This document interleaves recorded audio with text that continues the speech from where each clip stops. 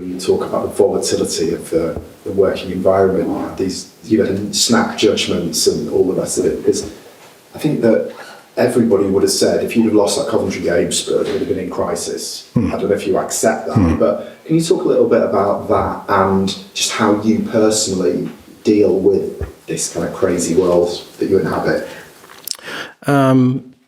Yeah, look, I think firstly, you can sort of, if we lost the other night, then, it would have been in crisis. But if we won our first game, I'd be sitting here and, people saying, well, can you win a title this year? So, and both of it are just not the reality of my world. So I've always been pretty good at just sort of,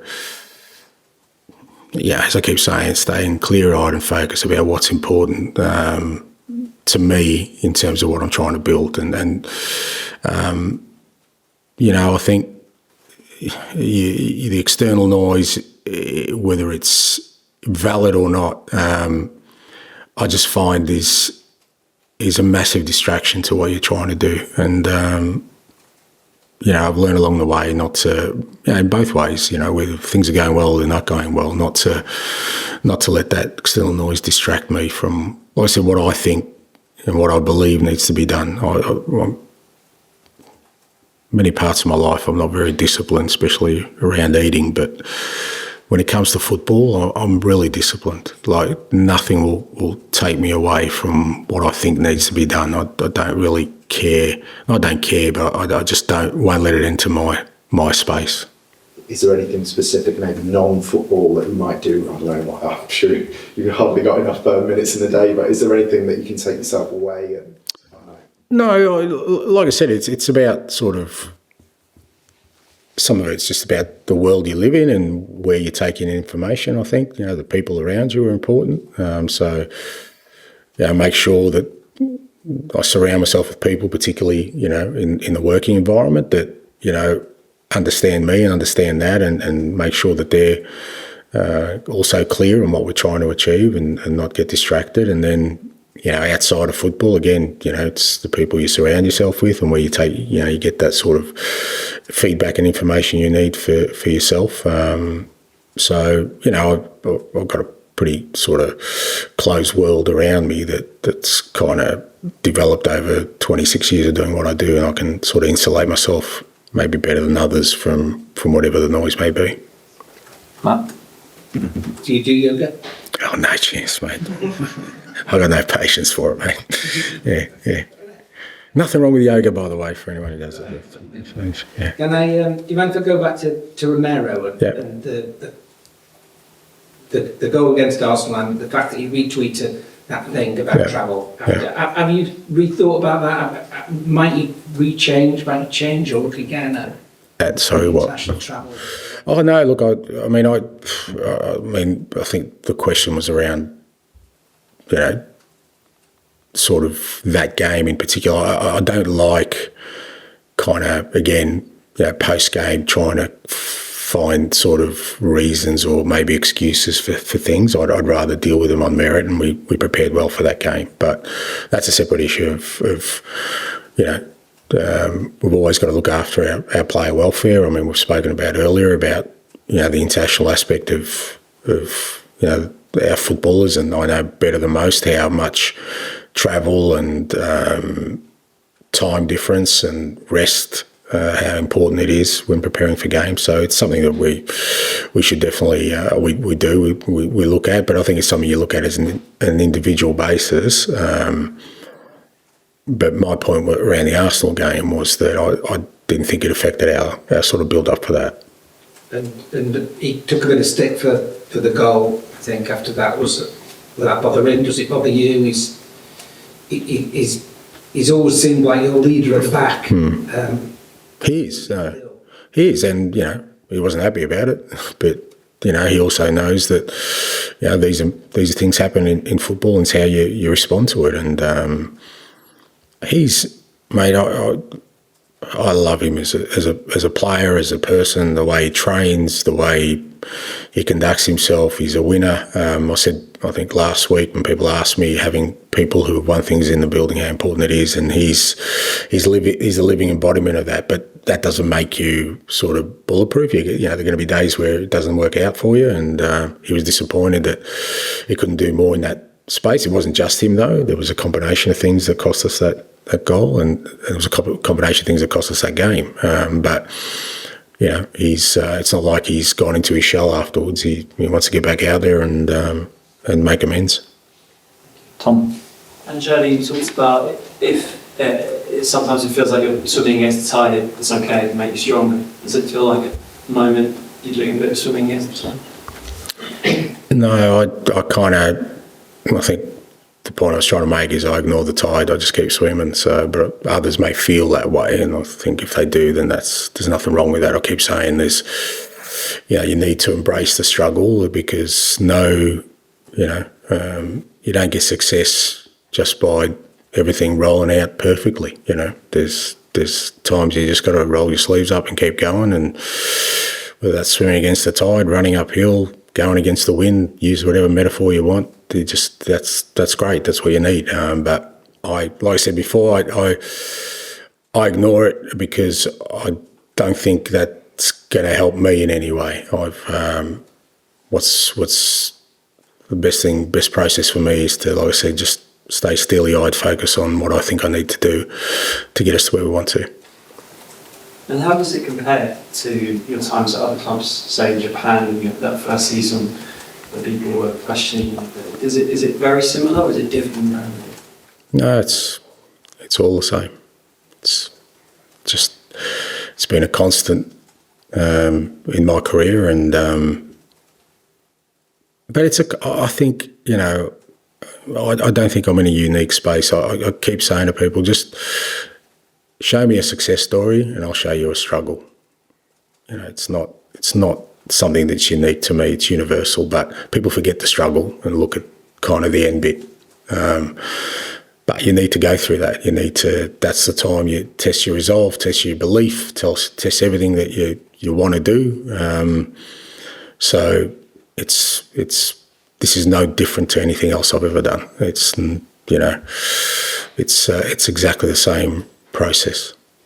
Just on Brennan, you obviously spoke about him last week and the abuse he had. He obviously scored the goal. Have you, after that press conference or the lead up to the game, have you had a chat with him? Because I know social media is a question of how big a deal it is, but particularly to a young man like that, it looks like it has affected him a bit. Yeah, I'm sure it does. Like I think I said on the last week, it's a shame that something that young people, for their own reasons, seem to enjoy. They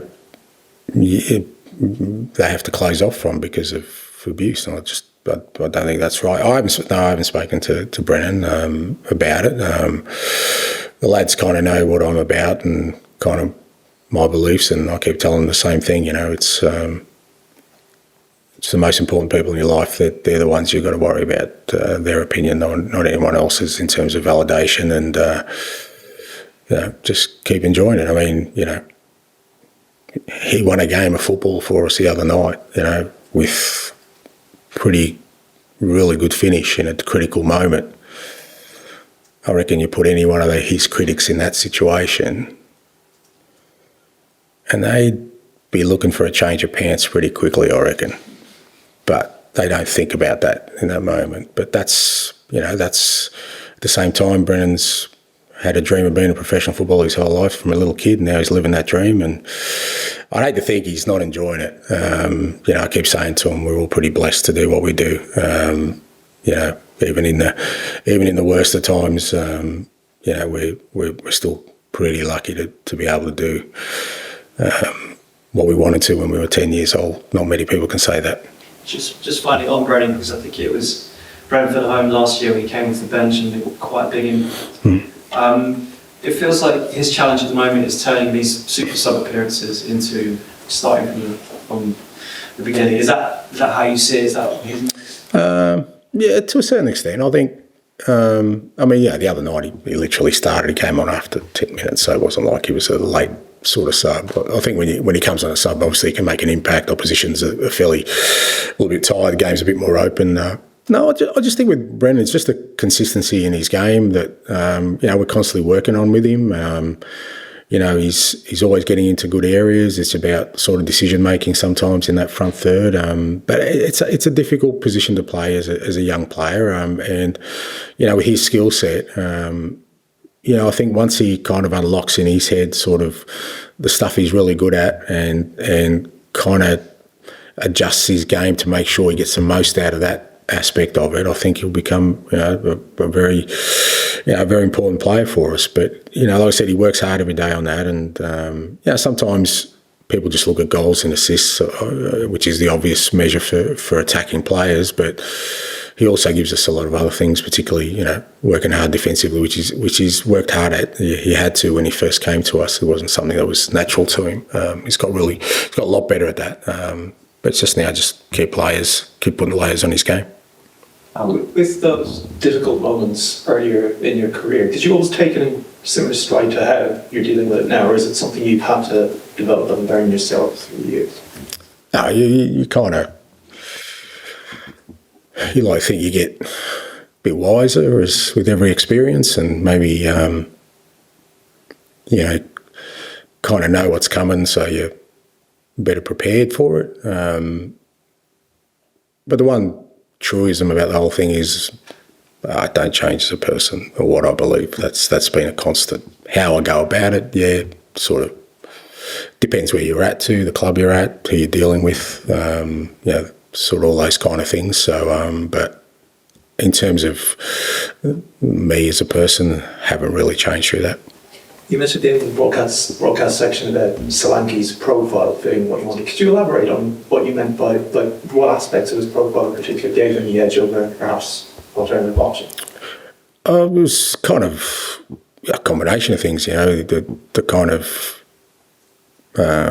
striker he is in terms of his mobility. He's, last year he's, obviously with Adoni going to Bournemouth, they changed the way they played, really strong pressing side. He was at the forefront of that. That's an important part of what we do.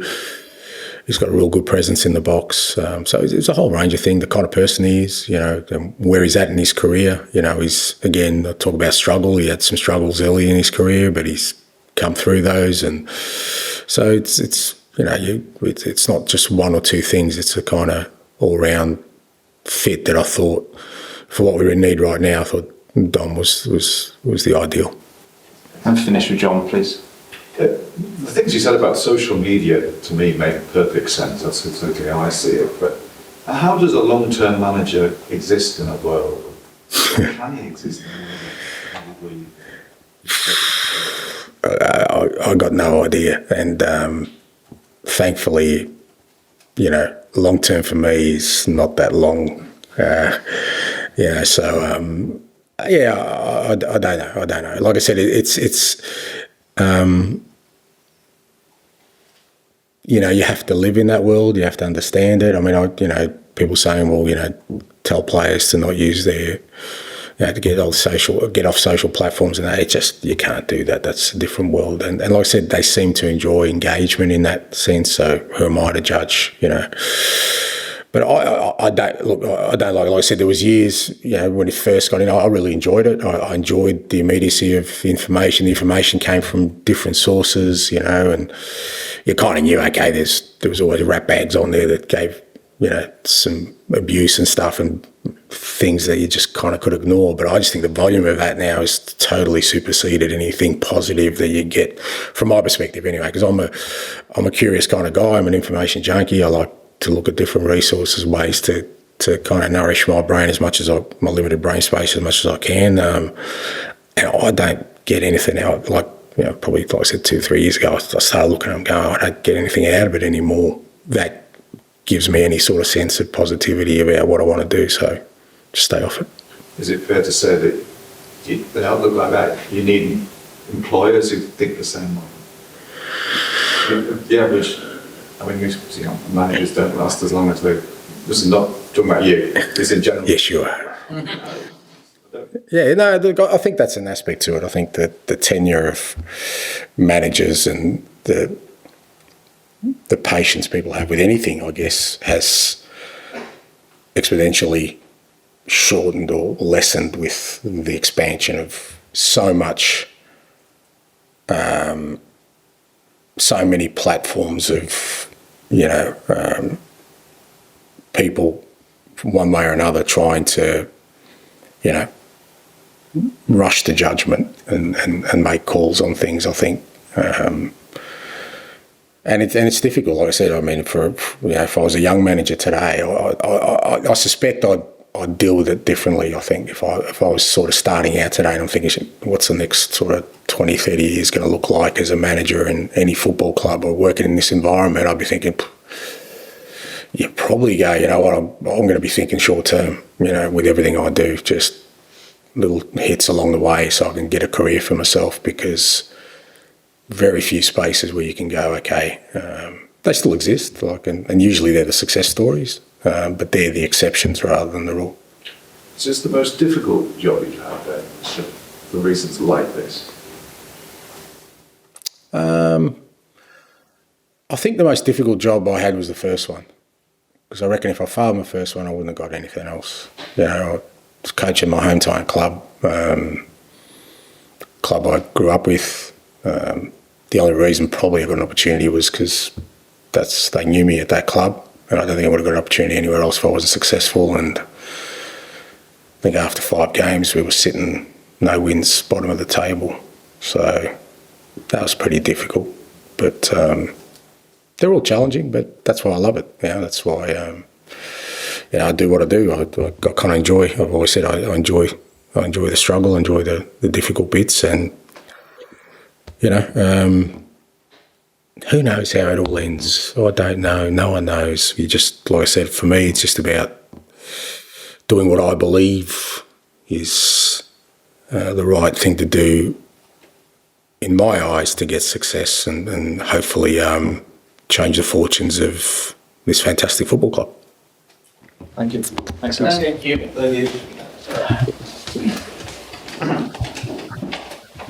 Why 2 minutes?